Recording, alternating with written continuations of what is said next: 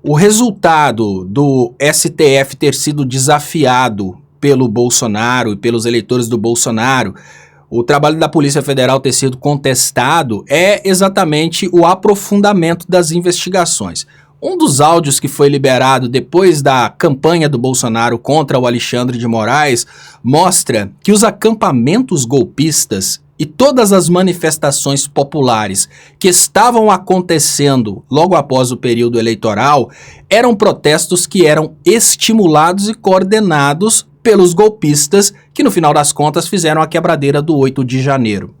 Isso mostra que, sim, o Bolsonaro e esses golpistas estavam por trás do 8 de janeiro. Só isso é suficiente para que o Bolsonaro e os demais golpistas sejam enquadrados ali nos crimes de abolição violenta do Estado Democrático de Direito, golpe de Estado. Lembrando, não há necessidade de que eles tenham iniciado a tentativa de assassinato contra o presidente Lula, o Moraes e o Geraldo Alckmin, para que existam os crimes do indiciamento, porque os caras não foram indiciados por tentativa de homicídio.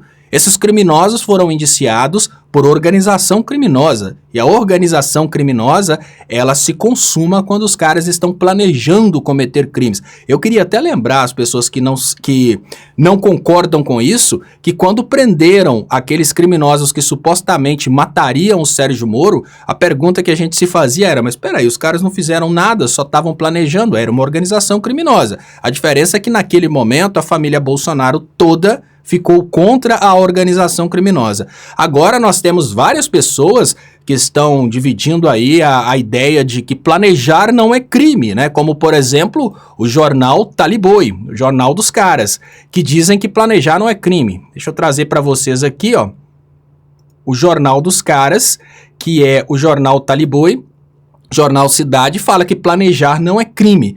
Só que ninguém da organização criminosa foi indiciado por planejar a morte do Lula, nem por planejar a morte do Moraes ou do Alckmin. Os caras foram indiciados por organização criminosa. E esse pessoal aqui que nesse momento fala que planejar não é crime, quando teve a organização criminosa que planejava a morte do Moro, eles tentaram associar os criminosos ao Lula e insistiam que era o maior crime da humanidade, né? É uma incoerência total. Mas, de toda forma, quando você vai ao indiciamento desses criminosos, não tem ali a palavra tentativa de homicídio. Não foram indiciados por tentar matar o Lula, o Alckmin ou o Moraes, mas por organização criminosa. Então, o serviço está muito bem feito para botar toda essa turma na